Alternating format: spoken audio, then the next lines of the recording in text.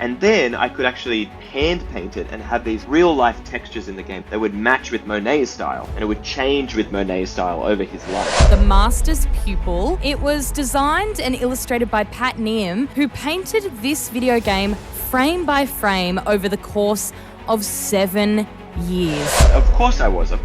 Had self-doubt. Like, you can't not.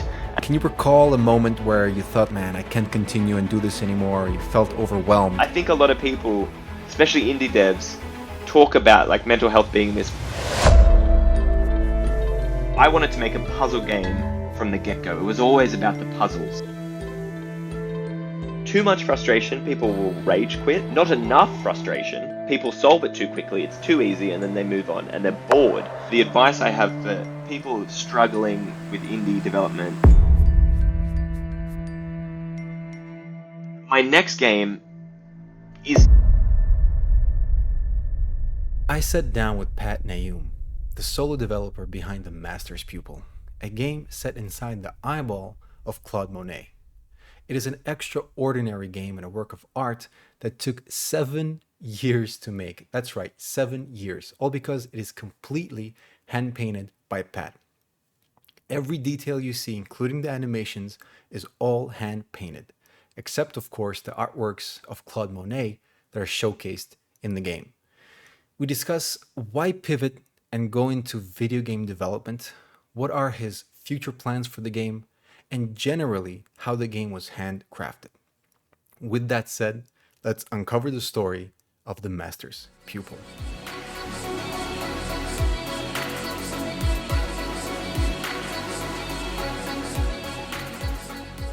Pat, obviously, congratulations on your epic success and the launch of the game. What a momentous moment and an achievement for you. I'm sure I can speak on behalf of all your followers and all of the fans of the game that we're extremely happy for you and for what you have accomplished. Please tell me how you're feeling right now after all this success. Well, thank you. Thank you very much. And that's probably like the best part about it. I'm feeling very appreciative. You know, I feel very lucky. I feel very appreciative. I feel very thankful to everyone. Like, it's been such a good response and I'm just loving it. I was feeling I'm still feeling a little bit surreal because like 7 Right. years of making this game, and then I get to this point where it's out and it went really big, you know, these like viral posts that went out, much bigger than I was expecting. So then I was kind of like in this weird, surreal headspace for a while, but that's starting to quiet down and I'm getting used to the new normal and getting, you know, around the idea and getting back to like normal like bug fixing and stuff that makes more sense to me. So, you know, like I'm getting there. But I'm just very thankful and you know, I'm happy to be here. I'm happy to be talking to you and I'm happy to be doing all this kind of stuff because it's fun, you know, it's really fun. Yeah, absolutely. No, definitely. You more than deserve it, 100%. Every single like and positive review that Thank goes you. your way, Thank you. it's more than deserved.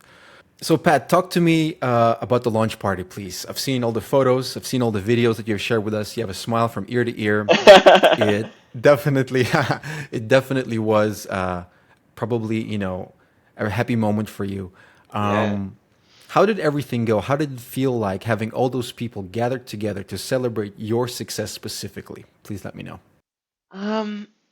It's a good question because it is like, for me, there was a sense of like a line in the sand. You know, it was like suddenly I had done all this digital work. Everything was posted online. The game goes online. The game is a digital object. You know, it doesn't exist outside of the Right. computer. Well, except for the paintings. But then it's not necessarily a game. You know, like it's still in parts.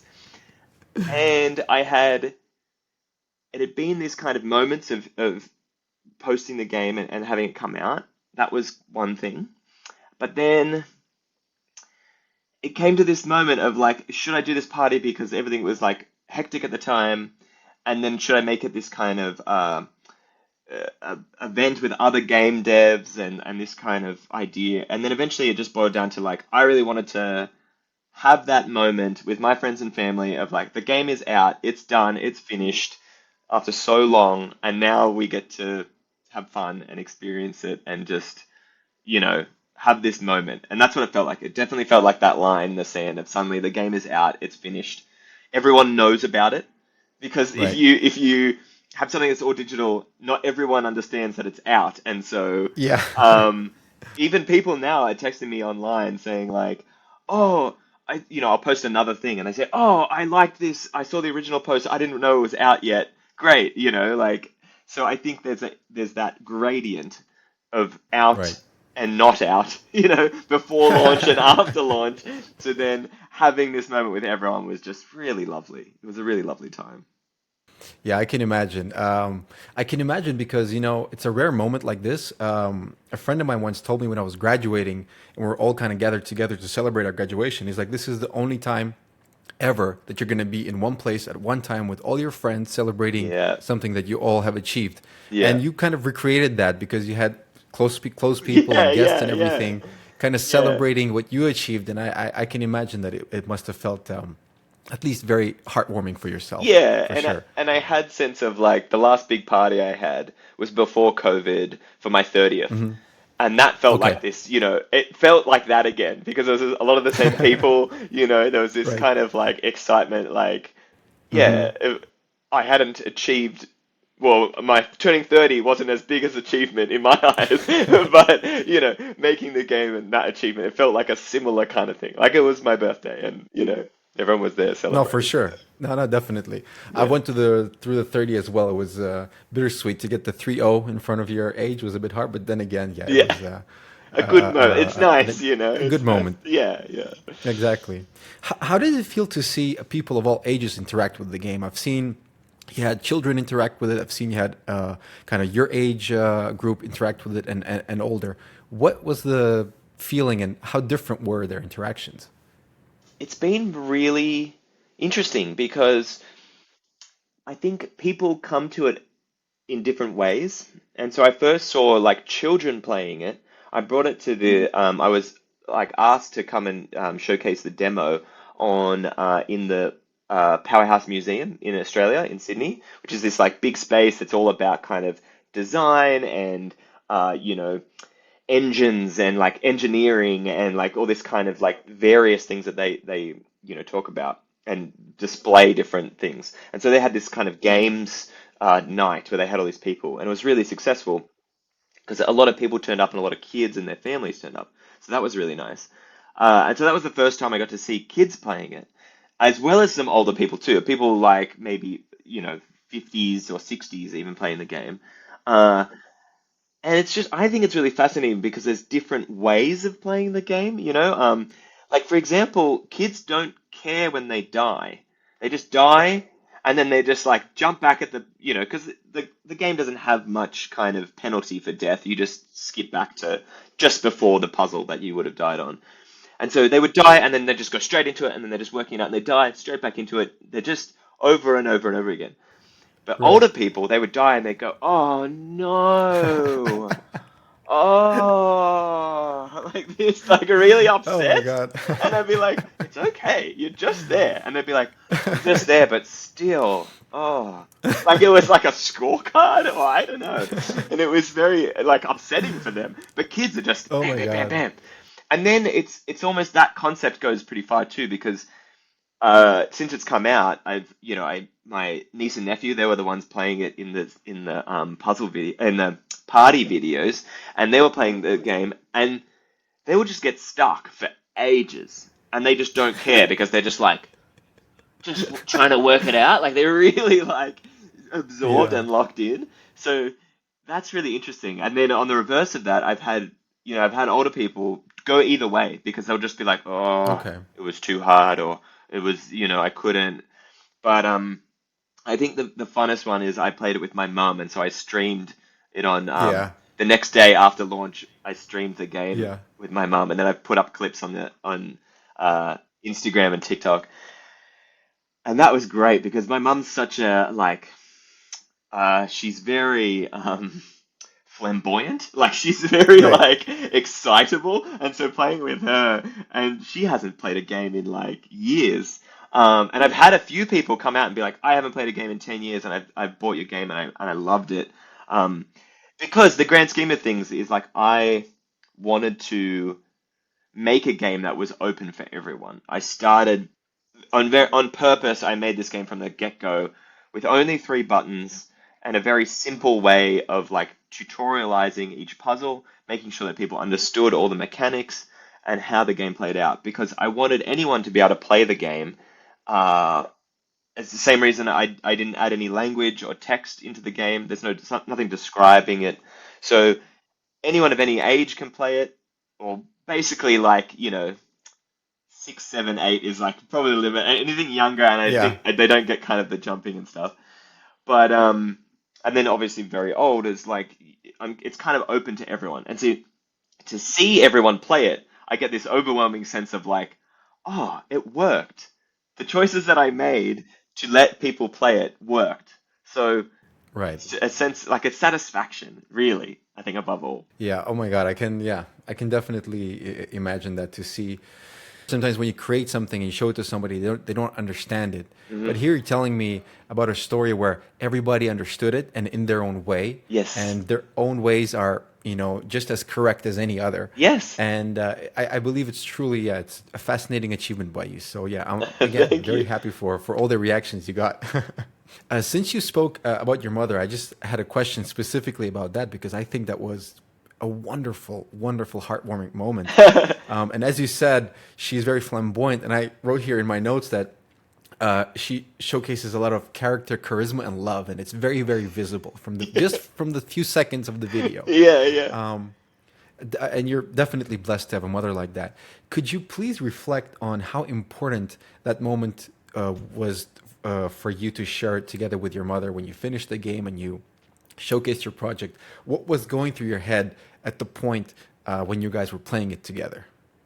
Yeah, it was really lovely. It was really sweet. And you're right. I am very blessed to have a mother like that because, you know, from a very early age, she said to me and my brothers, do what you want to do Hmm. because if you try and make something or a job or a career for money, you do it for fame or for anything, you're not going to have the same enjoyment out of it, and you're not going to be very good at it. She kind of spun it in this interesting way of being, do what you want to do because that's going to be, you're going to find the most success in that.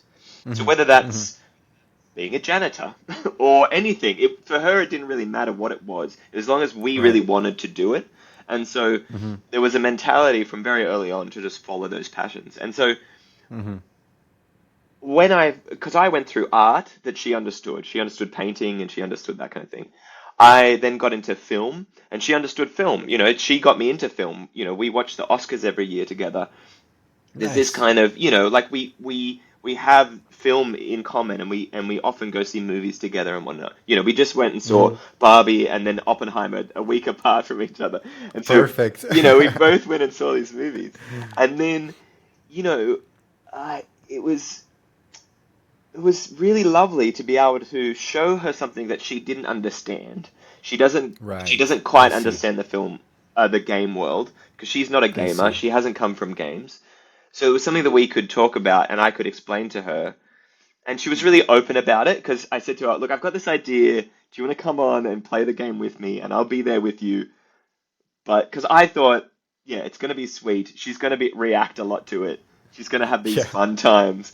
And I think that's really interesting. And she was just like, oh, I don't know. I don't know if people want to see like an old lady come on and play this. And I was like, no, no, no, no. It's going to be really interesting. And then and then she really liked it and she was really into it. And she's been saying to me like, oh, how do I get Steam?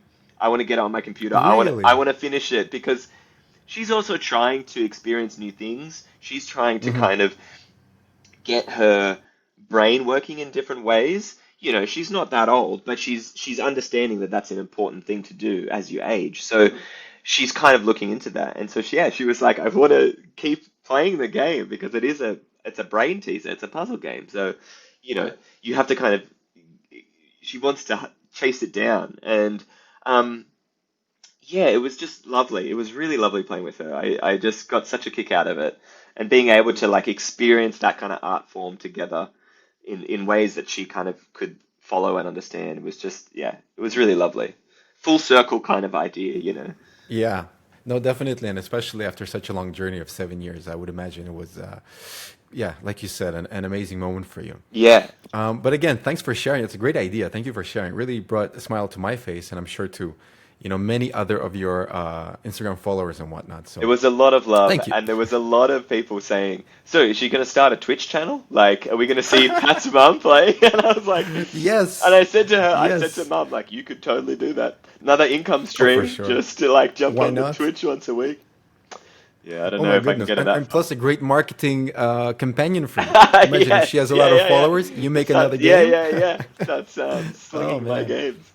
Oh, that's great. I'm all for that idea. If she ever does that, I'm one of the first subscribers for sure. Fantastic. Pat, I'd like to now talk a little bit about the game and how everything was made. Hmm. Could you please take me back right to the beginning? As you've mentioned before, you have a background in art, Hmm. and that was your main direction. You did film as well, Hmm. which subsequently you decided to kind of change and go into video game development without any prior coding knowledge, from what I can understand. That's right. You are, yeah, you're an artist, you are a creative visionary, and a self-taught developer, a video game developer at that. Could you tell me and kind of go through the journey of the decision making towards going all in on the master's pupil? Yeah, yes, because it is interesting, and I think, yeah, look, it's an interesting question because there's a lot of talk about how indies get started and why and how they do it because, well, actually, there's not enough talk, to be honest. There's this kind of strange thing of like, maybe you've come from the industry or whatnot. But for me, yeah, you're right. I came from art school, like Bachelor of Creative Arts, and then I went through a diploma of film. Um, but for me, it was always this method of looking for an interesting uh, what is it called? Like pursuit. It's a creative pursuit Mm-hmm. because Mm-hmm. I am a graphic designer still. I'm still running a company and I'm still doing that. Um, but for the game, it was a matter of like, what did I want to do in my spare time? What was something that I wanted to I see. create? And what could I, it was a hobby. It was what can I make as a hobby? And you're right. I had no prior coding experience apart from one semester at uni that I failed. And I Okay. didn't because I had no. For me, it's always been one for one. You put paint on the canvas, you shoot something in a camera. You could get delayed, but you're still trying to capture something that you can see. Coding was I always see. this like abstracted concept. Um, Mm-hmm. but games for me, they were art, 2D art, or like Right. a 2D experience, but then also a 3D experience because you're starting to deal with 3D objects, and then time and animation and cinematography, dealing with light and shadows and space as well. So it's like architecture. Because I was constantly looking for more and more layers of uh, like materials and disciplines, the discipline, Mm-hmm. I see. different art making disciplines. And so I was trying to create something that had more and more on it. Like I started going into animation and these more elaborate artworks during art school. And then once I decided to go into film, it was a way of like making, more complex films. But, so games have all these, but then at the end of the day, you can play it. So you have Right. this Right. another Exactly. dimension once again of interactivity because a film can have an Exactly. interaction. There's the Netflix shows where you can like choose directions and that kind of thing. Yeah. I Um, remember that. Yeah. yeah, and so a game has all this stuff and more because you get to Mm-hmm. play with it, and that's the end goal is Right. to actually experience it in that way. So that was enticing. And then the other thing that got me was that I was right into the film world. I was trying to make my own short films and trying to be a director because I wanted to experience all these things, and a director can he or she kind of, or they gets right involved in all aspects of the game. Sorry, all aspects of the film, and they can be kind of yeah, they can be kind of interactive. Getting involved in all those things. Um, so that was really enticing, but to be a filmmaker, especially early on in your career, you can't actually be a filmmaker that often. You can be a script writer as much as you like, because you can just do I that on the see. computer. But then if you set up a film, you can only do that once, for a weekend every 6 months, if you're lucky, right? I see. And things I could go see. wrong. You have to rely heavily on other people. You have to kind of develop a team really early on just to achieve the bare minimum. But a Hmm. game, I could sit there every day, chip away at it, an hour a day. I could spend a Saturday doing it, whichever Saturday I liked. I wasn't reliant on other people. They weren't reliant on me. Like they weren't waiting for me to like become a better coder or like learn certain things. So I could just do it. I could make my art in my corner and not have to worry, just chip away at it. And I think that for me is I the see. is the central kind of drive for making games. So those two things. I could do it every day and I could build it, I could build this such a complex and interesting art form. Uh, yeah, I'm not sure if that answers your question Oh no, earlier on, but definitely. No, yeah. I understand for sure, and probably also like I really agree with what you said that it's kind of a combination of art and movies in a way, and probably that's the reason why kind of now the game industry is above its all-time high. It's like the industry is bigger than the music industry and the video industry combined and doubled from what I have seen. Yes, this is what I keep So hearing, and this is like it's such an interesting fact because video games for so long has been this kind of not underground, but it's been a hobby that people kind of keep quiet. Like right, once you, especially when I started this game, it was like gaming was like this weird thing that like some people played, or especially in Australia, I'm not sure if it was worldwide, but there was this sense that games were another thing. They were like everyone talked about right, movies and everyone could interact with that. That even if you weren't really into movies, you'd still see some movies every year, right? Um, but games were like a part of the population. And when you met another gamer, or if you realized someone else was a gamer, you had to have this kind of strange conversation where you had to gauge how much of a gamer they were. Was it like that's so true. right? Do you remember these?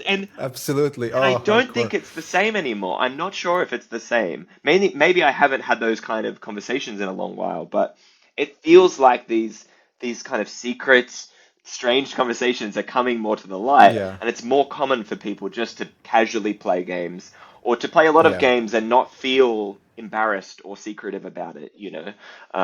It's a great time, and they are, and it's such a big industry, and yeah.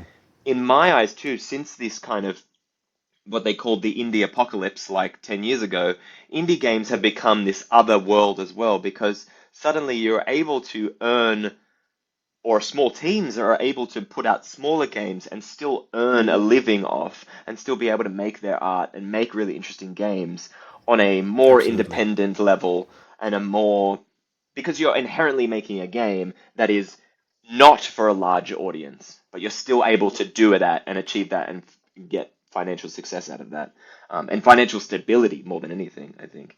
Uh, Absolutely. yeah, it's an interesting time for sure.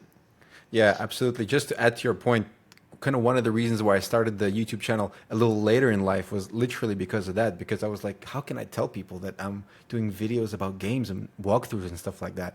Now, no problem. Yeah, I it do the doesn't walkthroughs. matter. Oh, great. Yeah. Oh, good for you, So man. yeah, times have Yeah. changed. Times Yeah. have changed. Yeah. Definitely. Definitely. Pat, the game went through a lot of changes, obviously, through the whole journey of creating it. Mhm.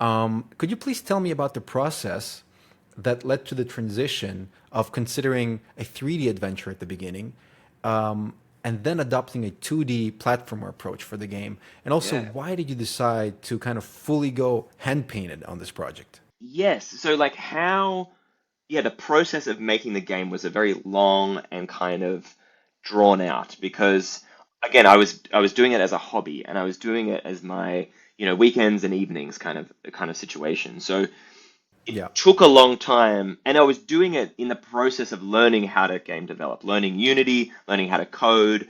It was getting those kind of ideas down.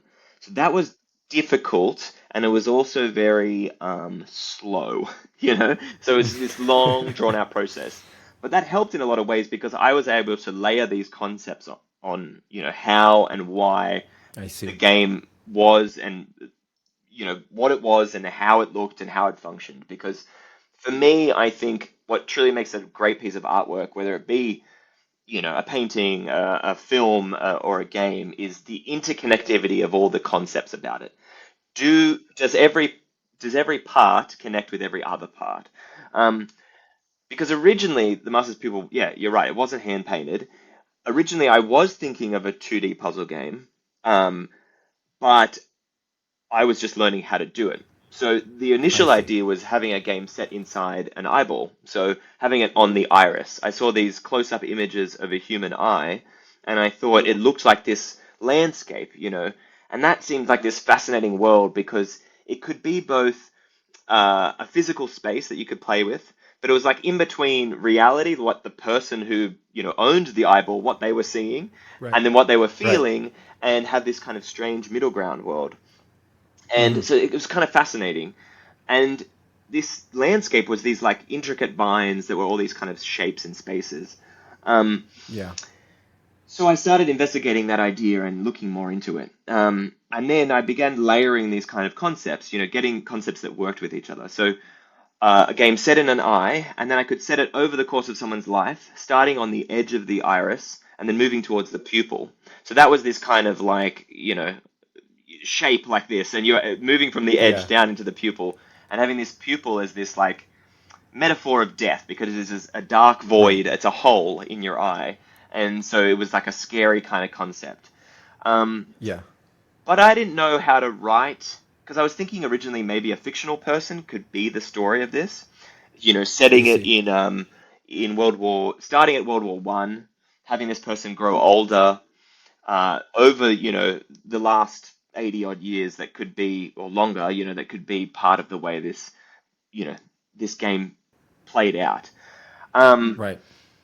and that's when I made these prototypes of different forms. And at one point, there was this first person 3D game, that was procedural. So these vines were still, but they reached out in front of you and they were these procedural vines, this landscape that you ran along and you jumped and you had momentum, and it was like a parkour style, like running momentum game. And I had these kind of like models in there that were like parts of this person's life, like a teddy bear and a little plane model that were kind of inbuilt, and you jumped around them. Um, That's so cool. right? It was an interesting concept, and it was fun. Yeah. It Yeah. was Yeah. fun to play with. But as a beginner game designer, because it took a while to develop this concept, like physically, Hmm. make the procedural vines and whatnot. As a beginner game designer, I couldn't work out how to make that into a game, right? I see. So I Okay. needed part of what I was making was my first game. I even knew early on then I was like, I really like this, and if I can use this game to make something interesting and big, then I can maybe make it worthwhile that I can generate another game. The capital I can earn can make another game. Um, Right. but I was like, I can't make this game that I'm picturing and trying to prototype. So I went back to the concept of a 2D puzzle game because then I could build each puzzle and make it make sense to me and make it I see. one step at a time. Because making a big system-based game is all interconnected, and my brain couldn't handle it really. So it was this method of making it simple for Yeah. myself. Um, Yeah. but then the next kind of step, and then I was doing different looks and different feels of like a 2D game, using different like digital techniques of drawing and painting. Uh, and I couldn't achieve something that looked interesting and textural. Um, or I was struggling with something that worked really well. I see. And then I remembered that because I was setting it in an eye, Claude Monet had cataracts. And so Right. I had this idea of, well, if this was set in an iris, the cataract would then become this kind of castle that you're like, that's developing over the game that you're playing, and that you could climb into at the end of the game. And it would sit over this abyss, and it would be this kind of fascinating idea. And then I could actually hand paint it and have these kind of real life textures in the game as well that would match with Monet's style, and it would change with Monet's style over his life. And so these, again, nodes that are connecting together, these kind of concepts that are connecting. And then it was this idea, well, okay, that works. I'll look into Claude Monet, and he had this quite a fascinating, interesting life. And so I could start, again, piecemealing these concepts of levels. How can this system work of sections of his life? So yeah, it was this layering of ideas that kind of brought it all together. And then painting it was a way of, again, making the art work with everything else and stitching it all together. So it didn't start as a painted game, but it became a Right. painted game eventually because it worked with the overall concept. No, definitely. And you can truly see a difference between something, like you said, that is completely hand painted, because every single stroke is different. Every single scan that you have put in is Exactly. completely different. Exactly. And while playing the game, there is definitely this feeling of, whoa, this is something that's not just generated. And Yes. even if you could generate it, hand paint is still hand painted. Because Yeah. I also have an art background. I graduated from an art school Ah, back in the so day. I know what paint is, and I Yeah. also like to draw and everything. So I fully understand when you say that it's a totally different vibe, let's say. Yeah, and like down So, to wow. just such small details that you could recreate digitally if you put a lot more effort in.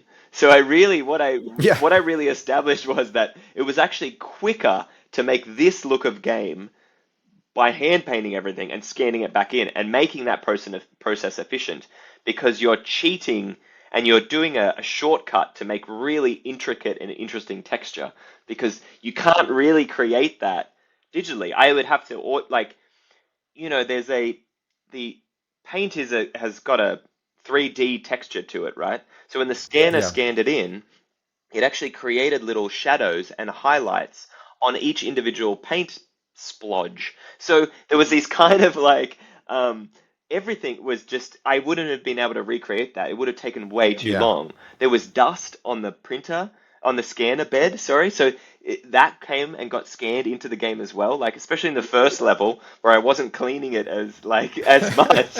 You see this dust and this so there was this kind of really fascinating texture that just it wouldn't you can't recreate it really digitally. There's a yeah, just texture. I keep coming back to the word texture because that's what I Yeah, was no, so for sure. obsessed with, when early on especially. Definitely. No, for sure. And it's really courageous of you to kind of stick through it. Because I would imagine, as you said, Thank it you. was kind of tedious and you got to do the same thing over and over Yeah, again. yeah, it But was. But I think it paid out at the end of the day. but back to the process of what I was doing after those Yeah. first 3 years of working at it as a hobby, I came to the point where I really liked what I had created. I had created this like demo of the painted game set in about Monet. I'd come up with this idea of the paintings pulling together. All these elements were fitting together, and I made this first level. And I really liked it. I really thought it was great. And then I showed other people, and they really liked it. And that was just this motivation to move into the next phase, which was going part time. I've been a freelance graphic designer for forever, so it I could I had the privilege basically of being able to drop my hours down and start working part time and make this game because it did. As soon as I kind of saw these textural things, it felt different from what had seen. It felt unique, and I had a way of moving forward. So I thought I'm going to go part time and I'm going to do it, as a thing, as part of my like job, Yeah. day to day 9 to 5 job, even though I'm not being No. paid, but that'll come Not later, yet. Well, now hopefully. probably. Yeah, yeah. Yeah. That's awesome. That's a wonderful story. My next question kind of also connects to the game a little bit, and it's really two questions in one. And you've answered a bit of it in your previous answer. I just want to dive a little bit deeper. I want to talk about the process of naming the game. From what I understand, the original name was just Iris. right. until you realized that I think it was taken, or there was Yeah, some sort of a problem yeah, there yeah. that you didn't foresee. And then it was also called The Smoke Rises at Yes, some point. yes, that's right. Could you please tell me the whole story of coming up with the name or the names Yeah. for the game? What each of them meant to you? How did you finally decide to go with the Master's Pupil? And the second question that kind of organically fits in is why specifically choose Monet as the artist here? Right, right, right. Yeah. Look, that's such a good question because I don't think anyone's kind of Thank you. dug that far back to see the especially the smoke rises because that was such a long time ago now. And that was the original titles that we came up with because it was very well, I came up with my my business partner because we were kind of working originally we were going to work together on this game. But then uh, we started building this graphic design company together. And so that kind of took over and we just started doing that. And so eventually I wanted to keep Right. going with the game. So I kept going. So yeah, there was this idea of the smoke risers because originally it was about, so there's these kind of colored jets in the game that spray like smoke. And so Yeah. that was this kind of that was much more involved in the way the game worked, and it was about this kind of smoke rising and this concept I of see. because at the end of the first level, there's this you can see the pupil in the far background, and there's this trail of Yeah. smoke. Yeah. Yeah, and you can see this like this trail of smoke, and that was like an image I had very early on of like this. That's the idea of like the start of the cataract. So that was the initial kind of idea of it, and so that would develop over the game. Um, so I had this idea of like you look out to the smoke and you see the smoke rising, and so that's it was kind of it tying into the title, the smoke rises. I see. But as the game became much less about platforming, because I realized I didn't really like I still don't really like platformers in that way of like skill-based platforming and it's all about how well you can play the game.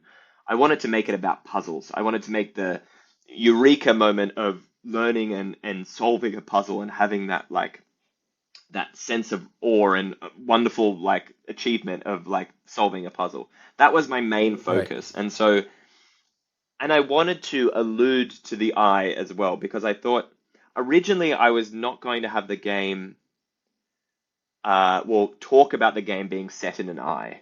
I was originally going to have it just a reveal at the end of the game that, oh, look, this whole time, this fantasy world was an eyeball and you've been playing in it.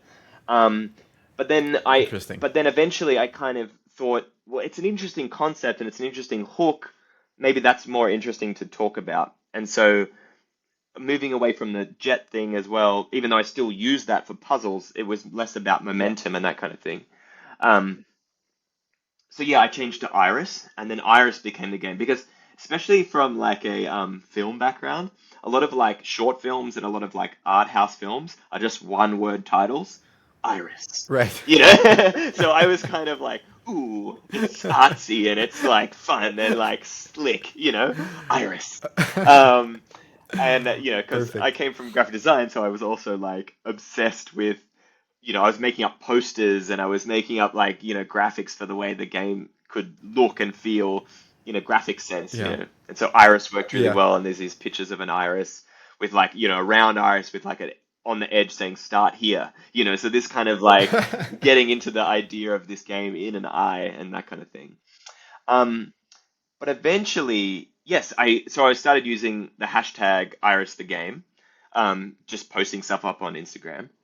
And then for whatever reason, I looked into it, and there was this other game called Iris using the hashtag Iris the game.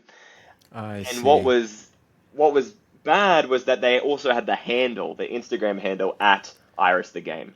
Uh, that's a And problem nowadays. yes, and so thinking forward, I was like, oh, I don't know, this isn't really going to work. And I approached them and I said, I see that you've done this, but I've been kind of working on mine for a long time. Would you consider selling it to me? Would you consider blah, blah, blah? And they politely said no, and I was like, Mhm. okay, valid. You have it. You're still making a game. Um, And they were some like sweet guys out of Brazil, and I don't know if they're still going. I've got to chase them up and see if they actually went through with it. That's interesting, actually. But what I realized too, around looking into the game, that there was at least two other games called Iris, and a lot of them were like Iris colon something else, Iris the I Shadow see. or Iris the blah. And so Yeah. I was like, well, maybe it's not ideal. Maybe I should be looking for something that is a bit more unique, a bit more easy to find, easy to look for. And then I had this kind of, so then I basically just started coming up with different ideas, asking everyone, like, my brothers are writers and, musicians and whatnot. And so they had a good idea of, interesting titles and interesting kind of concepts put together. Um, and, my friends as well, they had different ideas and were coming up with different concepts that we could go through. Um, and so I had this kind of short list of different items, and one I kept coming back to was the master's pupil. So my good mate Dean, he had this idea of the master's pupil, and he was like, it's such a great double pun because it is about the master painter and you are the pupil experiencing it, or Yeah. the character is the pupil experiencing his art. Um, but it's also this person's actual pupil. So this double Right. pun just felt really right. Yeah. There was nothing else named that. I don't think, at least. Maybe there's something that's come up in there may have been a book or something. I can't remember, an old book, but there was nothing really like, I was looking up because I was in web development as well. So search engine optimization, SEO is this like massive thing. And so I was looking into that, Yeah. double checking everything ahead of time. And Yeah. it felt so right and it just worked so well. So, that's how I landed on it basically. And I still love it. I still think it's a great game and like it's a great name. And I even when I got the game because like I said before, there's no language or text in the game. And when I got it, the store, because then I wanted to sell it to as many countries as I could. So I got the store translated into like 27 odd languages, the Steam store, Yeah. just so more Hmm. people were bound to find it, right? And I wrote this little blurb to the translators saying like here's the double pun. This is what I want to do. Yeah. I'd love for it to kind of work in different ways. And like even in Japan, the title, I don't know how to pronounce it, but the title Yeah. is it's closer to the expert's eye, but eye is Ah. the word they use is a pun that means an eyeball, but also the way you view things. So it was the Oh, expert's wow. view as well as the expert's eye. And so I thought, oh, that's Cool. fantastic. Like that's Awesome. a cool pun as well. So it was great. And apparently there's one in Turkish as well. The way that it's a phrase that people use, but they've kind of used it for the game, and I love it. I Oh, really that's love it. cool. It's a great concept. No, definitely. I couldn't agree with you more. I think really the name is great. And it took me some time when I was like, looking at some information at the beginning. I'm like, the master's pupil. Okay, that makes sense. And I was like, oh, the master's pupil. Yeah, yeah, yeah, I yeah. got it. Yeah, It was really I've been good. So I think, yeah, online. you made the right choice. Thank you. Yeah, it Yeah, took me a second yeah, to get yeah, there, yeah. but And I've been but I online got with there. some streamers while they've played, and they have that Yeah. tone of voice you used is exactly right because they go, Yeah. "Oh, pupil." Like, yeah, it's quite funny. So good. No, for sure. Well, and you have the .com, which is Yes, probably look, does come down to the the most URL, important right? thing. Yeah. Yeah, doesn't it? At the end of the day. Yeah, yeah. Since you mentioned the character of the game, I'd like to talk about it. I think that's the correct way to call the character for now, or as you call it, a little Iris. That's a really cute name that you give to the character. From what I see, the shape of little Iris seems to be similar to a keyhole, from what I Yeah. kind of understand. And the process of it was you carving the shape into a cork, into a wine cork, Yeah, well, kind yeah. of carving the hole out, Yeah, the wine cork was stamping for it on a piece of paper. the wine cork was for the little like bad guys, these little like splodgy things with the Oh, spikes, but it was actually a piece of wood that was the stamp for the like that's why I moved to the cork because the okay. wood was so hard. So I had made I this piece of wood and see. it took me ages to carve it into place. Oh my And then I was God. actually, yeah, that's what I used Okay. for it. But it's interesting because a lot of people talk about about the keyhole shape. It's like, does that have kind of meaning? And initially, I made that shape because I really loved Journey. Like I still love Journey. It's one of my favorite all-time favorite Yeah, games.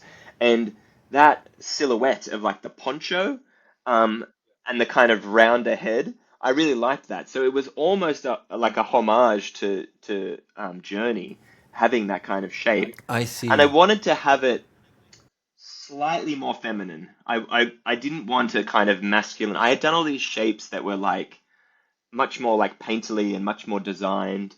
Um, and back, if you had gone all the way back to the Smoke Rises, you would have seen some artwork that I got a friend of mine years and years ago now to like mock up some ideas of like this different sprite looking shape. Um, so that was this interesting kind of concept because I I was see. coming up with different ideas of the way that this game the player could be. And then when I made these like splodge stamps, there was something really textural about it. There was something really,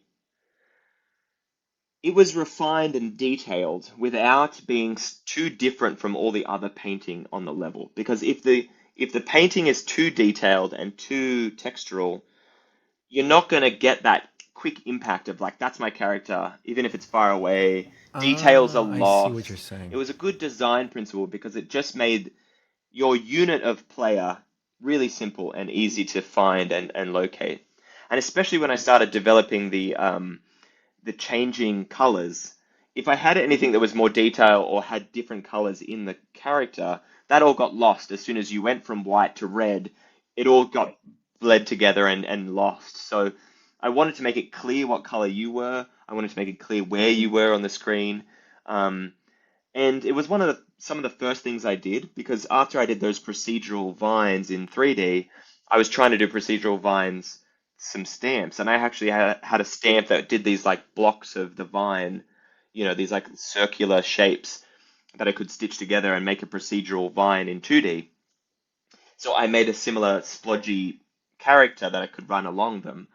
But so it was some of the first things I did, but it just felt so every time I tried to recreate it, it just never had the same kind of character. And so this little iris stayed with me for the essentially 99% of the development because, Yeah. yeah, it was such a great kind of character. It had so much character, so I wanted to keep that.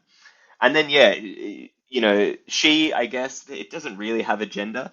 It could be a they, it could be a she, it could be a he, but for a while they was calling them Iris because then the game is Iris, she was Yeah, Iris. yeah, yeah. There was this kind of sense of that. So then she always was just remained Iris, even though the game never alludes to that. It never says that, and the game is called something different now. But it's a nice way of No, keeping her in. but that's great because it's open to player interpretation at this point. Yes, Then, exactly. which is another kind of level of in a way like these Easter eggs in the game or whatnot or story uncovering. So whatever the player kind of thinks, that's really cool. That's really cool. But the reason I thought it was a keyhole shape for me was because I saw the stamp. And I didn't realize, now that you say that you want it to be a bit more feminine, now I realize what you were doing. But it's the stamp, the wooden stamp that caught me off guard at the beginning. Mm. So I thought it was a keyhole shape. But okay, again, sorry, Yeah, sorry, no, sorry no, no, about that. that's great. Again, open to interpretation because if you make something too literal, you're giving away too much to the player. Yeah, You're not yeah. allowing them to just have an imagination and have a sense of mystery and discovery in what they're playing. You're just telling them everything. And having stuff open to interpretation is fantastic because it allows people to play and experience the game as they feel.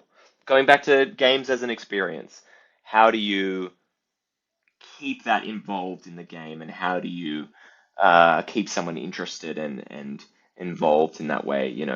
Um, yeah, it's interesting. I like it. I like it a lot. Couldn't agree with you more, for sure.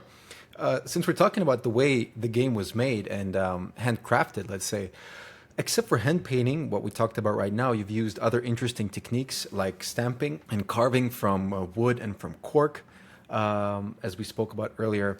Can you tell me about any other methods that you used and ultimately decided to not use? In other words, Like, what did you experiment with, and what didn't work for you?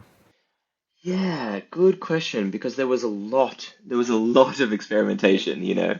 Um, there was originally, I've got it here actually. I'll grab it. So this is one of the first paintings I did. And it's on some of the Right. TikToks. My camera is not going to show it well enough, but you can kind of see enough, right? Yeah, yeah, yeah. I remember this one. Yeah, Yeah, and so this was a kind of like, it's amazing. uh, this was a bit of a concept kind of idea of like, well, how can the vines look in it? If I painted them, how would they look, you know?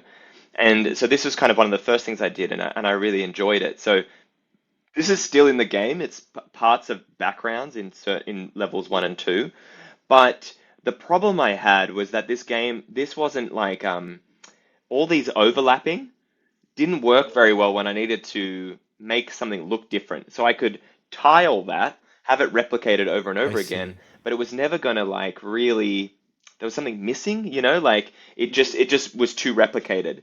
And so um, for a game that is essentially like we were talking about before about having different kind of textures and different kind of uniqueness and for every item to have something replicated over and over again felt really off. So I wanted to make a Yeah, way that absolutely. I Yeah. could do it uh, differently. Everything could be different. And so part of what I started developing was this system of building the shapes on Unity, uh, printing them out, and then painting over those and then scanning it back in. So it would be very precise for the levels, and I didn't have to tile, you know, like little shapes. But then I did start using tiling for the overall uh, background layers and foreground layers. So there's these like intricate vines that are everywhere. And originally I had these like after I did that painting, I had kind of a method of like doing separated vines. They were an interesting shape and they were separated, but they had ends on them and they had their own little like unique curve. And when I was using those, they were started to become very, again, repetitive, right?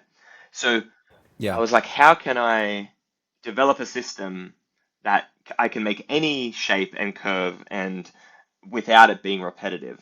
And so I had these like a sheet full of like curves. So it'd start like with a flat one, and there was three different sizes. So there would be a flat, and then a Hmm. flat, and then a little flat, and then a slight curve, and a slight curve, and a slight curve, and this and this and Oh this my like this. God. And then there was one that was like a piece that was flat with an angle on it, so I could do a split and go to two different vines Yeah. and that kind of thing. So and then I would paint. I painted one of those. I developed that system around like level 4 or 5, and then I made a separate one for each level because then I could change the subtle style of the painting over the levels as Monet changed and became more splashy, more textural kind of painting.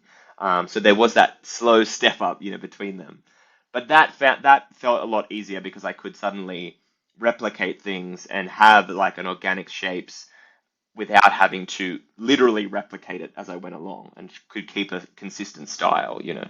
Um, yeah, Wow. a lot of like really little changes over time and developing little systems. Um, but once I had those paintings, you know, like that's my first kind of painting, and that's still in the game to this day. So there was a matter Hmm. of kind of the stuff that I had made, I still really liked early on that I could kind of Hmm. continue through. Yeah. Yeah. It's actually wonderful to hear how you were kind of learning as you go. And basically, what you're saying is not every level is not only unique in by the way that it's made, but also unique in the way that you made it because you knew more at level two than you did at level one, and Yes, so on. yes, exactly. Yeah. That's so interesting. That's Yeah. so interesting and so cool. Adds another layer of appreciation to the game for sure. Yeah. And Definitely. it also comes down to the way I developed the game too, because going back to what I was Hmm. saying earlier about having these you know, building a puzzle game because I could do it one at a time and make these mechanics one at a time. And that was also a Hmm. way of learning how to make a game because I could then build that complexity up and up and up until the end levels, which are quite complex, and having them kind of uh, much more integrated. All the mechanics that you've learned up to that point are all integrated together. If I tried to make that puzzle at the end, I wouldn't have been able to achieve that because it's too integrated, it's too complex. But learning as I went, and I'm in turn teaching the players as they go, Yeah. it's working together to kind of make up the whole game as you play. No, that's wonderful. That's such a good story. Really, really, probably also very unique at the same time. Thank you. Speaking of your paintings, just a bit of an unrelated question that kind of popped in. They're beautiful paintings, first of all, Thank you. and I think they are definitely a work, a work of art. Um, do you ever consider selling them as a, I don't know, collector's edition bundle or Yeah, something? look, I've been asked about it, and it's such a fascinating concept because I'm in two minds because I have given some away as presents. So last Christmas, I was in the middle of like trying to get the game like completely done so I could get it onto into the porting people. I worked with a company called Noble Steed Games that helped me port the game to Switch. So I was getting it to them, and they had to have a certain amount of time. And originally, the release date was a lot earlier. It was in March of this year. So there was all these things, and I was really in the weeds of trying to get this done. And Yeah, I like to make presents. I like to do like little artworks and stuff for people. So it wasn't unusual that I yeah, gave them artworks, but I was like, I right. just framed up a bunch of them and I just gave them to my friends Oh, and so family cool. because I was like, thank you for your support, but also I don't have time to get presents for people. But here's everyone. I gave everything out. So That's there is a awesome. sense of like quite I have yeah, so I'm in two minds because I have this kind of protection over them and like I want to keep them and like look after them, but then again, they are people have asked a lot about it, and I think people would love them and people would really admire them. So I just don't know. I maybe in the I future, see. but I see. I I see. think definitely like there's a lot of like just level artworks that I could sell, but there's these big panels that are they're I'm not going to be able to show that in the video, but they're about a meter long and they're like this high or something, and they're the backdrops of the whole level. They stretch for Yeah. the whole thing, Yeah. and I started painting those in these like really large, and those are some of the best paintings that I've ever done. So I'm kind of like I love those and I want to hold on to them, and I envision them I can imagine. in my studio somewhere when I can make Right. bigger and better games and I have a studio space. And Oh, for I sure. envision putting them up in some frames and having them nice and For neat. sure. Because yeah, there was some like I had painted so much, and they were some of the last paintings I did, and so I had learned so much about painting. Even though I had done painting at uni and I had majored in painting, I never studied fine oil painting or anything like that. I had just done I see. splashy artworks that were much more about, what I was creating rather than how I was creating it. So, but by the time I had finished this process, I had learnt a lot more about painting. And so those artworks are close to me because I felt a sense of great achievement when making those ones. Yeah. Definitely. But you could maybe scan them in, keep the originals, and do like a limited edition, True. batch or something like that, Very and keep the true. original. Win-win That is a win-win. with your signature or That's something. actually a really great idea. Good thinking. Let me know for Yeah, yeah, Steam. I'll yeah. be. And I'd love to have one I of also those. really want to do an art book as well. Have these kind of like have some of the artwork and some stories about the development because I think that would be really nice having some kind of like DLC maybe for Steam and having a kind of Yeah. a book that would kind of explain a bit. If I can find some time, I think I'll definitely give it a crack. Well, the good thing is that it perfectly makes sense. It's not like you're doing this DLC to gain, I don't know, to win in a certain way. It perfectly makes sense to showcase the journey and the art of a game that is made by hand. Yeah, So yeah, I yeah. think, yeah, Yeah, I and it's think it's about an perfect. artist, it seems to work. Like, Exactly. yeah, yeah. It's perfectly coherent. I'd like to take a little tangent here and to talk about probably some of the difficult moments that you've experienced. Could you please tell me what was the hardest part of the journey of making the game? Can you recall a moment where you thought like, man, I can't continue and do this anymore, or you felt overwhelmed? How did you cope with it? And how did you maintain your artistic focus and enthusiasm for the project throughout the 7 years? Yeah. It is interesting because it's a long process, and I get asked that a lot Yeah, about like what was really yeah, difficult and did you have self-doubt and were you unsure? And of course I was. Of course I was had self-doubt. Like you can't not. And especially, most of this game has been made over you know, I, I went into my 30s making this game and being part-time. And I was watching all of my friends become more and more successful in their jobs and earning more money and just being fully into their 30 adult life. And right. I'm still making this toy and, wasting my time doing this kind of thing. And I couldn't not think about that. So it was definitely a sense of that was always in my mind. But for me, I really loved doing it. And so, the advice I have for people struggling with indie development or indie devs wanting to do it, get into the work, like literally do it as quick as you can, and start working on it a lot, and try and learn to love it. Because if you enjoy the work, then it doesn't really matter how long it takes. And if anything, you want it to last a long time because you enjoy doing it. It's a party that's really enjoyable that you want to stay around in. It's a meal that's really delicious that you want to keep eating. So you have this sense of wanting to Yeah. keep working on it and making it better. And maybe 7 years is too long. Let's be real. But there is a sense of I really enjoyed the work and I relished it, and so that made it easy because yes, it's a long time, but I really liked it. I really liked doing it. Hmm. Hmm. That's actually really wise what you say about that it should last long and you should Yeah, enjoy it. I'm gonna remember that one. That yeah. was You know, I didn't hear that a it's lot. Didn't difficult hear because that a I lot. think That's I really think good. a lot Good. of people, especially indie devs, talk about like mental health being this they went through different cycles where they went really depressed and they questioned themselves and they questioned what they were doing. But for me, I was again privileged to be able to not experience that because I was enjoying something else completely. I there's a lot of people that make games to make the end product of the game. But for me, you can never play your own puzzle game. You know, there's there's Yeah. no way of doing that. You Yeah. can't achieve that. Yeah. You Yeah. can't play the game because you're always the person who made it. So why not enjoy the Hmm. making of it because no one else gets to make it? You get to do that. That's something unique that you get to do. So experience it and enjoy it and Absolutely. and find the joy in it. Wow. Absolutely. That was very inspirational. I gotta say, thanks. Thank That was really really you. cool.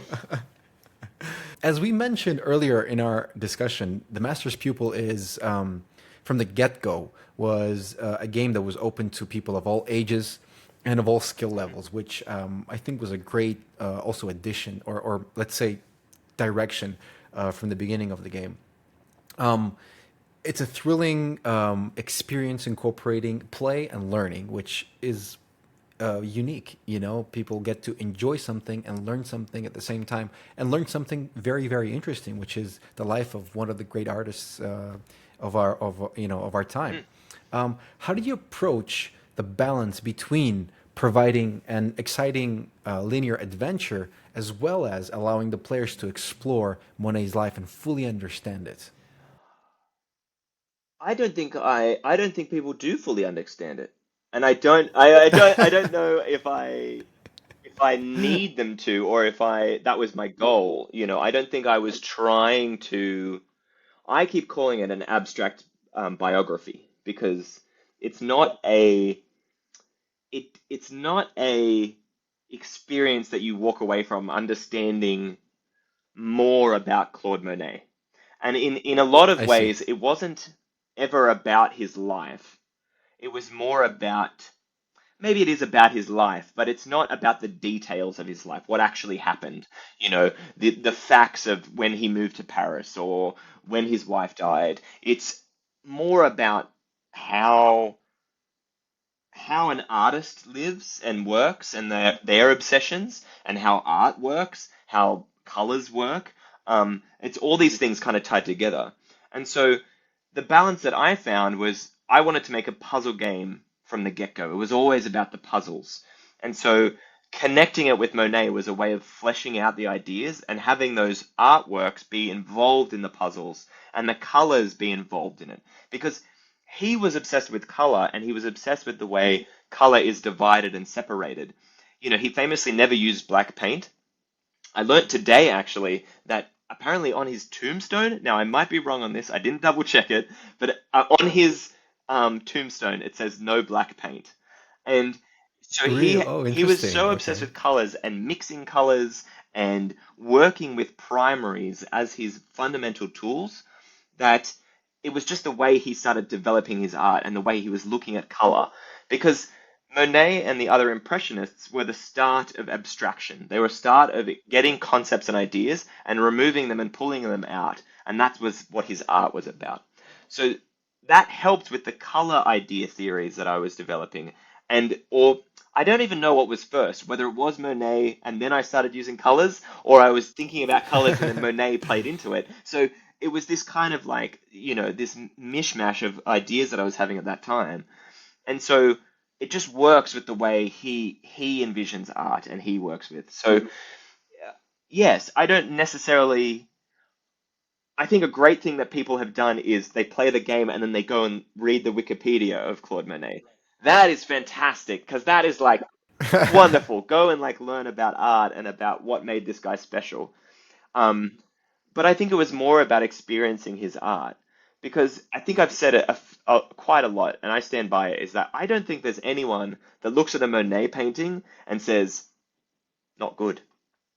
Like Yeah, for sure. or just like that's ugly. Like his artwork is so fundamentally beautiful. You can just look at it and just be in awe and just love the colors because it's just people and landscapes. There's nothing unusual or weird. There's no degree that you have to learn to understand what a Monet is. You can just experience it and really enjoy it.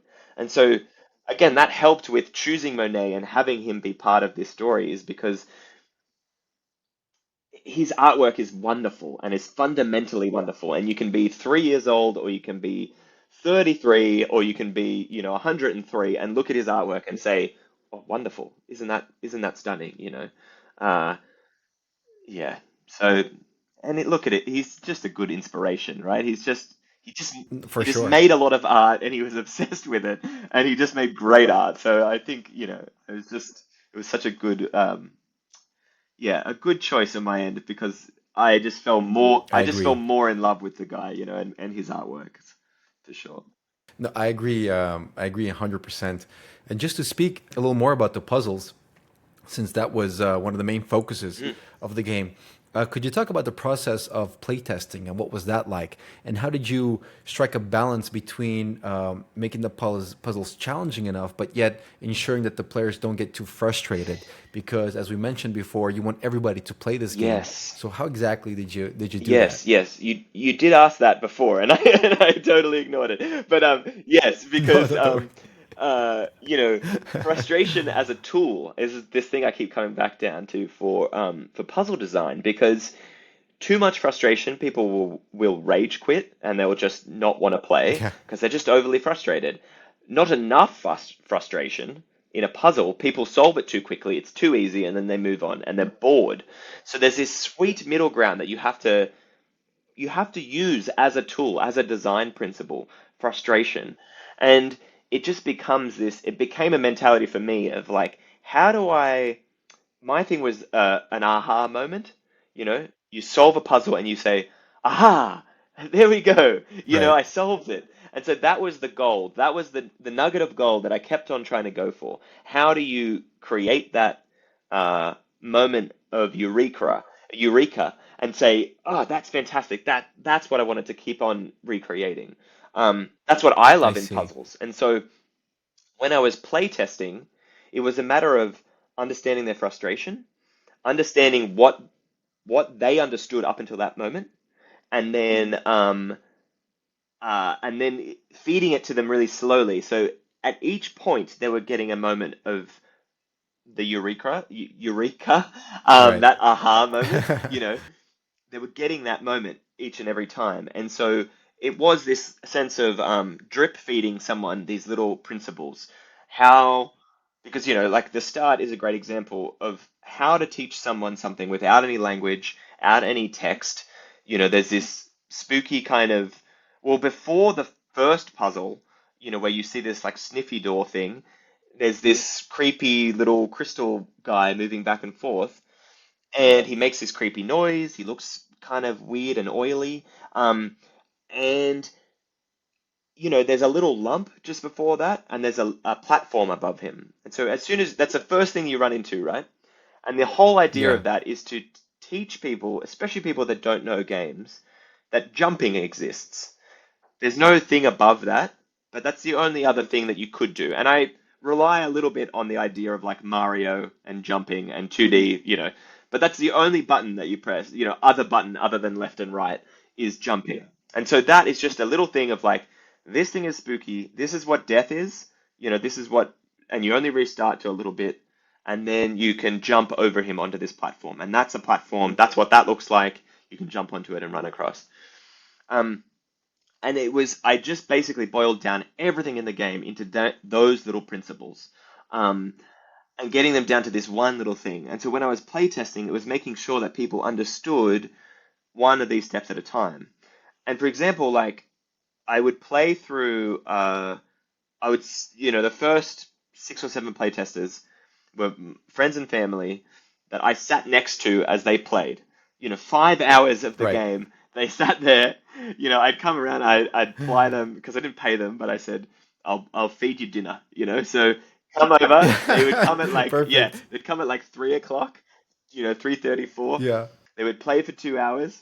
I'd feed them dinner, and then we'd play for another 2, 3 hours, just to kind of get them there and get them interested. And it worked really well because I was the first playtester, but I knew the puzzles. Like I said before, you can never play the game the same way, but I was trying to work out these concepts. So getting people to play it was a way of double checking that my gut reaction was right, and that you didn't know what this was, you did know what that was, and that kind of thing. But for example, I overestimated the way people understood color theory and the way color theory worked. So in level 4, you're introducing all the colors and the complementary colors. So red and green, red and blue make purple, Yeah. blue and yellow make green, and how those colors mix together. And so people were dying, the playtesters were dying later on, and they didn't know why. And so I had to introduce some puzzles earlier on. So I had kind of designed the whole game, and then I put an extra puzzle right at the start that just spells out exactly what you have to do. And Okay. I even put a post up, and I put a post up of this online, and there was a lot of people asking like, why don't you just tell them that like red does this, green does that? And I was like, the game has no language. Like I have to like spell it out. And so people were even frustrated watching the video of someone playing it because they were experiencing this. They were being frustrated without getting the reward of winning or working out what they were doing. They I were just see. watching the clip. So they were kind of like not really getting it. And they wanted to just be told the answer. Whereas you Hmm. have to Got it. teach people the answer. Each moment that you tell someone about something, you're taking away the moment where that can be a puzzle and that can be a sense of Yeah. enjoyment of working that out yourself. You know, you tell someone the answer and you've just wrecked a puzzle for them, basically.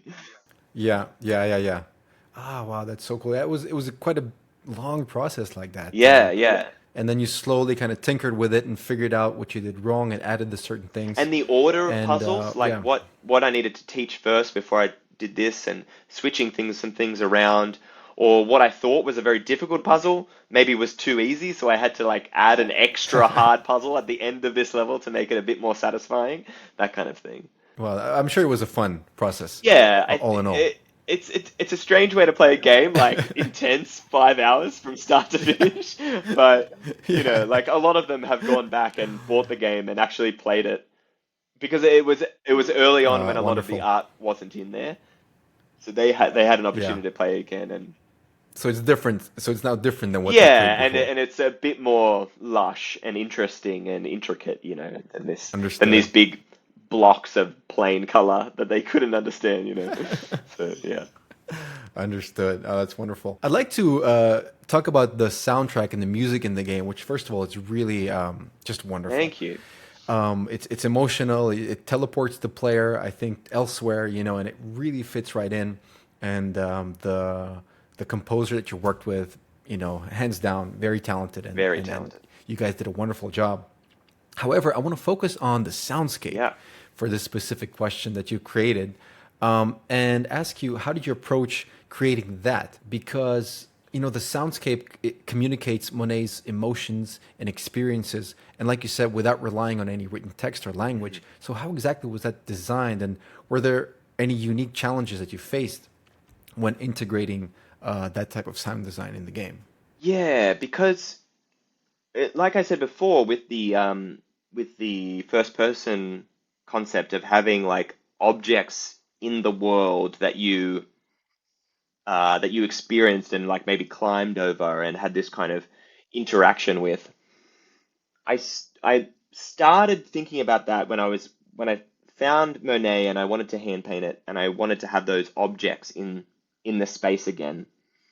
I think I did try to paint something, but my painting skills were just not good, so I couldn't kind of get what I was picturing. And then alongside his artworks, they were never going to look that good.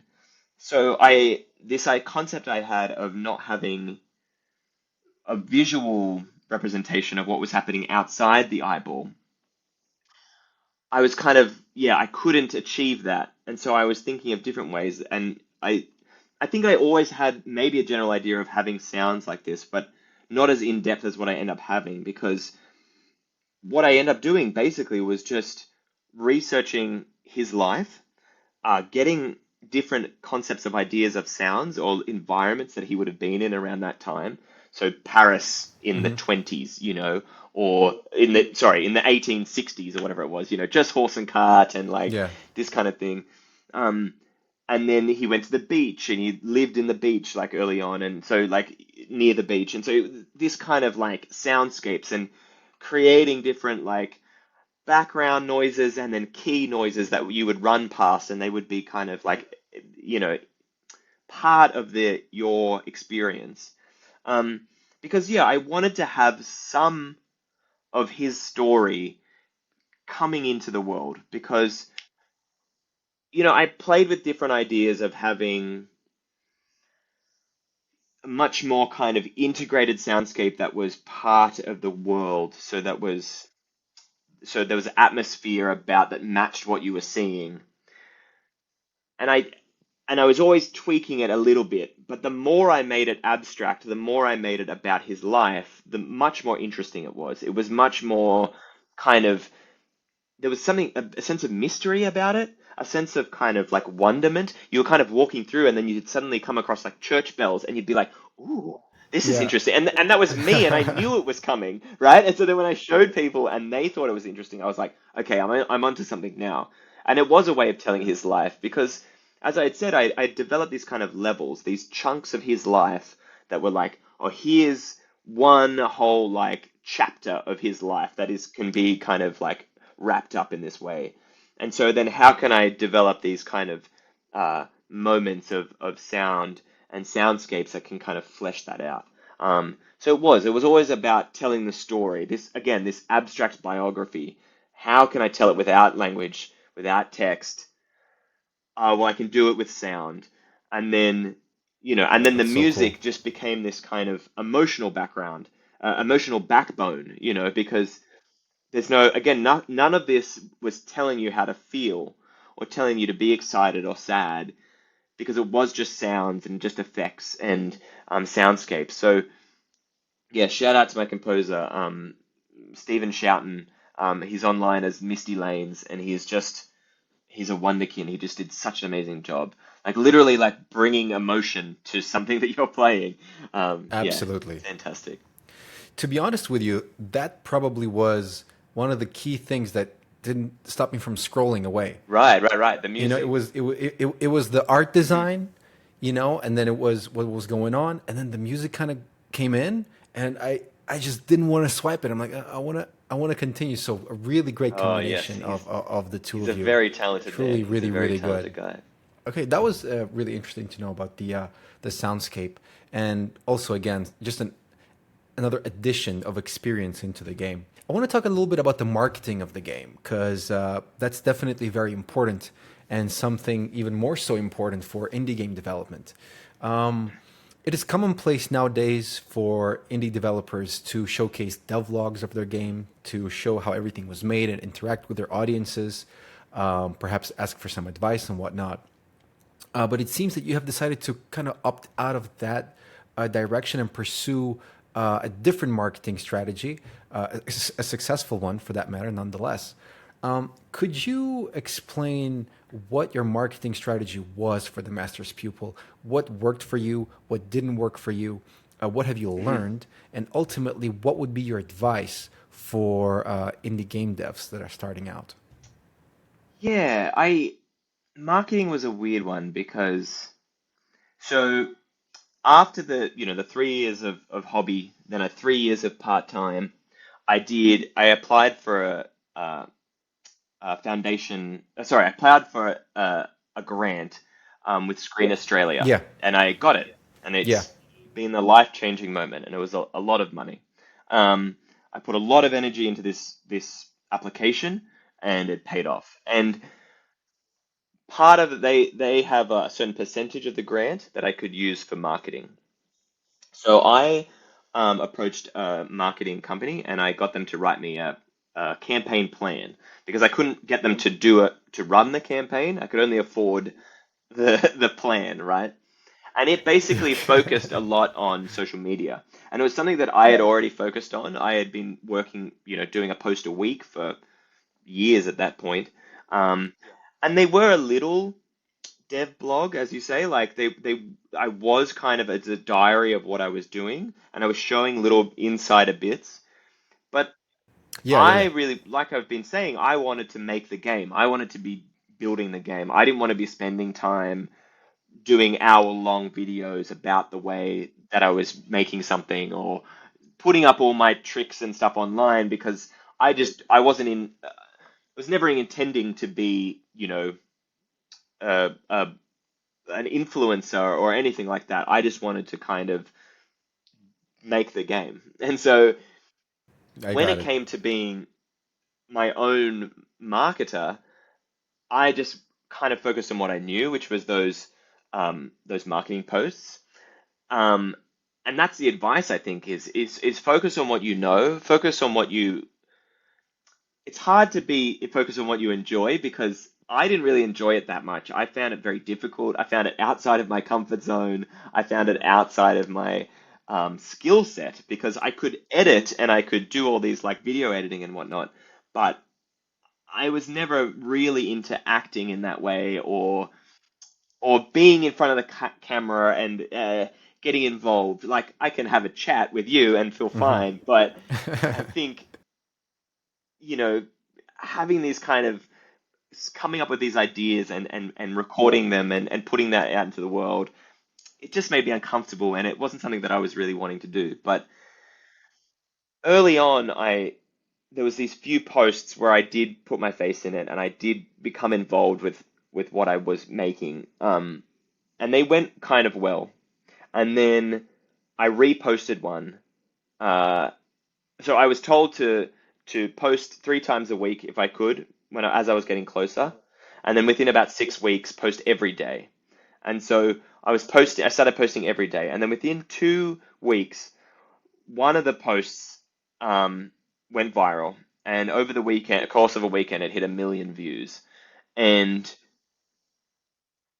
it was shocking. It was mind blowing, and it was really Yeah. weird. And I think a lot of it's luck. I think a lot of it is doing as many of the right things as you can. that's another advice point is like listen to as much as what's going on because Instagram and TikTok and Twitter, they're like black boxes of information. There's no way to know what's happening. You just have to replicate what works in the past and what other people that have found to have worked. So replicate and redo and test as many ideas as you can. Um, and then, so once that happened, I had I had some other ideas of what I wanted to do. I got my brother over, and just here, basically, we went through and shot a whole bunch of other things. And some of them we were trying to get high energy. He's on YouTube and he does great things. Zach Speaks Giant. He's a great does these kind of D&D into the D&D world. Anyone listening, go watch him. Yeah, he's Amazing. fantastic. Um, Definitely. and but he's got this great energy about him, and he knows how to kind of he was much more into acting side of filming and much more into like stand-up comedy and that kind of thing. So he was getting involved in that, and he could kind of show me about this like energy and keeping the kind of fun up. And so we shot all these kind of pieces, and then after that first one went off, then the next week on the Thursday, same thing. One went to 1 million views over the weekend. The next Wow. week, it happened again, and that one went to 1 million views in a day. And then over the Oh course of my the weekend, it God. went higher, and that one is at now, I think it's at 6 million views on TikTok and Oh my 8 God. million on Wow. Instagram. Um, and it just Wow. blew the top of my head off. Like it was just such a mind-blowing experience. Yeah. I kept on looking, when you go to write someone an emoji, you're like writing stuff in and you go to write Yeah. someone. All my emojis I've like recently used was like the head Yeah. explosion, a little like party guy with the wearing the hat, like a little streamer thing, like rock on symbol, and then like this one, and like happy Yeah. face, and like the scream emoji, like it was just like it was so big, and it was just such this like epic Oh, moment nice. thing. But I do think it's luck. I don't like as much as I tried to manage it as best I could. It wasn't necessarily good management. I think it was luck. I think it was trying as best as I could in with what I had. And I think that's what marketing is for indie. Accept that it's going to be hard work, accept that it's going to be not as interesting as game development, but there's no other way of getting eyeballs on your game. It's just doing what you can and trying to make a splash and trying to pull stuff out of your game that is a story. 7 years. It took 7 years to hand paint a game. Is a story that you can sell. It's a game set in an eyeball about Claude Monet. It's like things that you can pull out of your game and make them interesting. Yeah, because it's the only way. You just got to keep doing that, I think. Yeah. Yeah. Yeah, definitely. Well, it all paid off at the end of the day. And yeah, I would imagine having so many views, because I mean, deep inside, you hope that a lot of people will see it, Yes. Yes. because that's the whole Yeah. point. But you don't expect 8 million or 4 million in one No. day, No, you do you not. know? You definitely So do yeah, not. it must have been a big, big Yeah. surprise. And mind Wow. blowing. Like I keep going to Good. that. Yeah. Yeah, Very surreal. And like I said to you at the very start of absolutely. this, was I feel immense appreciation, especially to all those people. And only now I am getting used to the surreal nature of that whole event. These last Right. 6 weeks of my life have just been this kind of strange environment and getting used to that. Right. Because, I went then from 150 followers on TikTok, going nowhere. None of my posts got over 1,000 ever. They were all sitting at 300 views. Um, and now that's sitting at like 75,000, 74,000 followers. And then, and now Yeah. Instagram's at like 89,000 followers or 80 some. 87 or Yeah, something yeah, like yeah. that. It's It's huge. weird, man. I had a friend say to me when it was all happening, I had a good friend of mine say to me, "Oh, so what are you gonna do now that you've got the followers and like, what's your hustle? Like, what's your side hustle that you can like utilize these people?" And I said, Right. "The game, man. Like, that's the whole point of this is to sell the game. Like, that's been the side hustle. Like, it was such a great, and they just went like." Oh yeah, because for them it was they were so used to it. They were so used to me just making this game that me doing this extra thing it was somehow extra and different from what I was actually doing. Fantastic, Oh, that was cool. fantastic. That's nice. But again, congratulations Thank you, on my man. all Thank the you so success with much. with the promotions. I would just like to mention that we were just speaking about your brother Yeah. before, and he's was quite a motivation for you and helping you a lot. He also, from what I understand, he's the one who gave you the idea for the celebration of Yes. Little Yeah, Iris, for right? sure. That's really cool. So props to your Yeah, brother yeah, for yeah. The helping you out little. on a lot Woo! of things. Yeah, he did a great job. Exactly. That's a really, really, really cool and cute little thing. So just to slowly finish up our conversation here, I'd like to ask about the future of the Master's Pupil and what it looks like for you, or rather, maybe your game development journey in general. Do you have any next plans for the Master's Pupil, or do you perhaps have an idea for another game that you would like to develop? And do you wish to remain a solo developer, or are you considering to create a team eventually? Yeah, look, I'd love to make a team. That would be fantastic. There is inherently with indie development, it's low cost. You got to keep your overheads, low.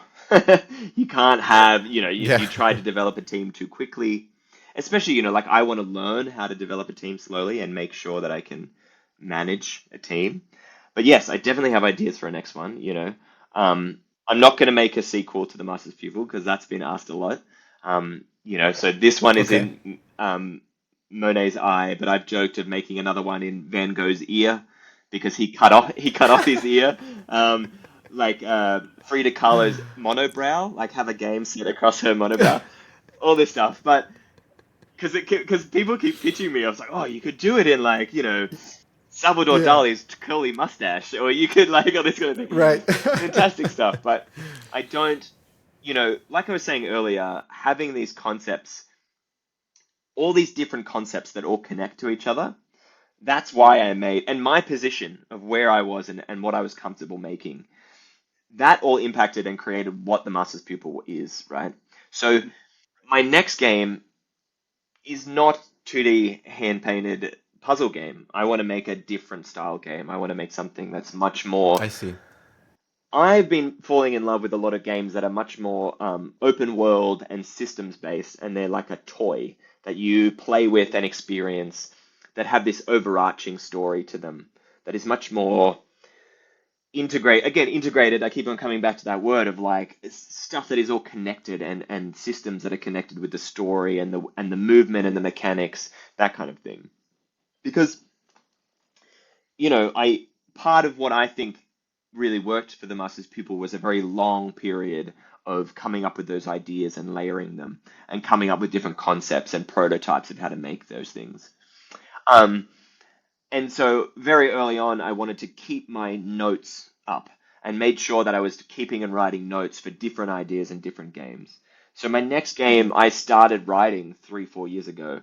And so that's something that Okay. I'm desperate to get back into is like get back on the tools and Amazing. get back creating those kind of concepts because it's a game that I'm really excited to make and I really want to challenge myself in the same way I challenged myself with the Master's Pupil was I wanted to make a game and I wanted to make it in a certain way that I could do it. And now I want to make a game in a certain way that I can do it, but it's a bigger and better, you know, better and bigger Oh, concept. so cool. So yes, and look, if I can then get it published, get a publisher on, and because I know the way the industry works a lot better now, understanding that the way that system works is that's what I'm interested in too. Um, and then I can develop a team and make a small group that can make something interesting and big and you know much bigger again. Definitely. I think that's kind of the dream really to make games on your own pace, have a Yeah, team with the same kind of creative yeah. vision, be surrounded by the people that think the same as you. Wow, that's so cool. I really, I'm rooting for you. I Thank you, really, man. Thank I you. don't hope I know that you're gonna get there eventually, but Gosh, I want to ask you so many questions about the new game, but I'll I'm come sure back we're on. gonna I'll wait. come back Let's on. wait for another Yeah, I'll time. come back on and we'll do another. We wait for Yeah, another yeah. time. Pat, thank you so much. Is there anything else that you would like to say before we end the conversation? Maybe some last Oh, remarks. look, say hi on socials, say hi on the Discord. Look up the the soundtrack online. It's on Spotify and Apple Music and all that. Play the game. Tell me what you think. Write reviews.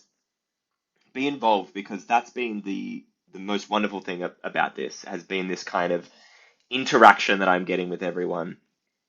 Because yeah, 7 years is a long time. It's a long process of making something, and so to have it out in the world and have people interact it and tell me what they feel and tell me what they think is just wonderful. Um, and then other than that, it's just another thank you to everyone. I am just overwhelmingly appreciative of just everything that everyone has done for me and for the game, and I love it. And I love them, and you're great. Well, that's great last words. Everybody definitely make sure to listen to what Pat has to say and go check everything out. Pat, thank you so much for finding the time to speak with me today. It was so insightful. It was so interesting. Personally, for me, I wish you nothing but the best. I hope that all the dreams that you have set out for yourself for the new game Thank you. all come Thank you very true. much. I hope that the Master's Pupil keeps growing and growing in popularity. And generally, thank you for taking all that time to make this game and to let us play it right now. It is truly amazing, and definitely everybody should check it out. Thank you. Thank you Thank you. so It's much, great Pat. being here. Thanks.